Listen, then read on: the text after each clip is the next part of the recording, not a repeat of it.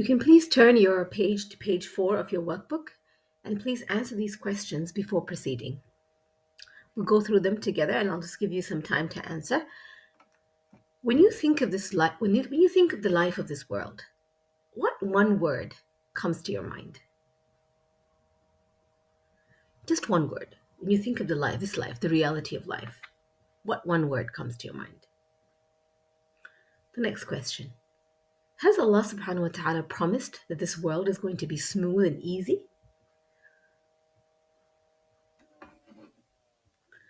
The third one.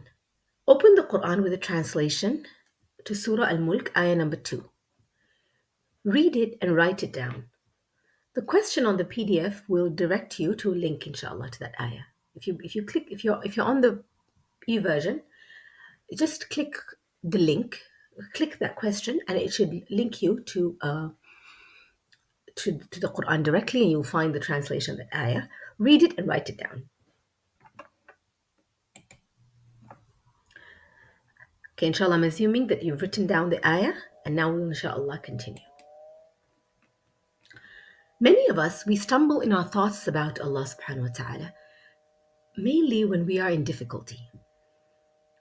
But Allah mentions very clearly in the Quran that this life is a test. The ayah that you read in Surah Al-Mulk was as follows. الذي خلق الموت والحياة ليبلوكم أيكم أحسن عملا وهو العزيز الغفور. He created death and life to test you as to which of you is best indeed. And He is the exalted in might, the forgiving. لِيَبْلُوَكُمْ, to test you. Allah also asks us as believers in another ayah in the Quran, a very strong verse. It's a question. أَحَسِبَ النَّاسُ أَن يُتْرَكُوا أَن يَقُولُوا آمَنَّا وَهُمْ لَا يُفْتَنُونَ. Do the people think that they will be left to say, we believe, and they will not be tried? Do you think that just believing is enough? Do you think that you will not be tested? This is what Allah subhanahu wa ta'ala very clearly asks us. This, my sister, is the reality of life. We will face tests, and that is beyond our control. How we respond to those tests is what makes or breaks us, not the test itself. Allah subhanahu wa ta'ala even mentions the type of test that He will send.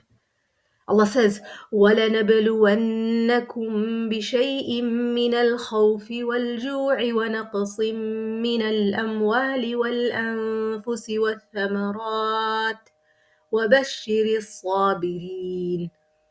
And most of the tests that we experience will be under these categories. Allah says, we will surely test you with something of fear and hunger and loss of wealth and loss of lives and fruits.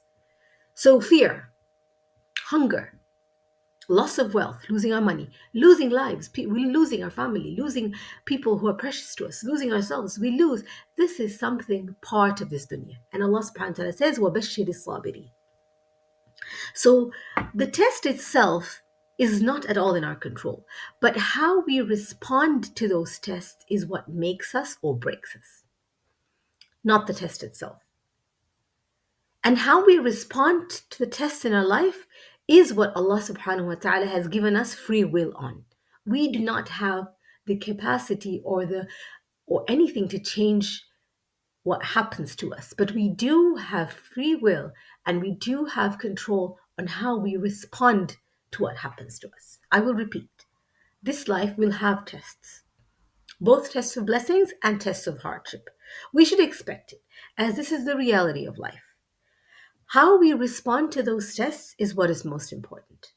How we think about those tests greatly impact how we feel.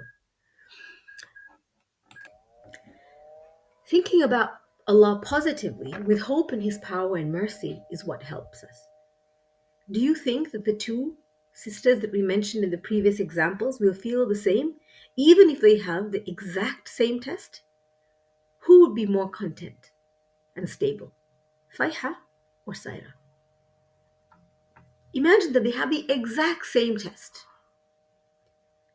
Who would be in a better position in the same scenario?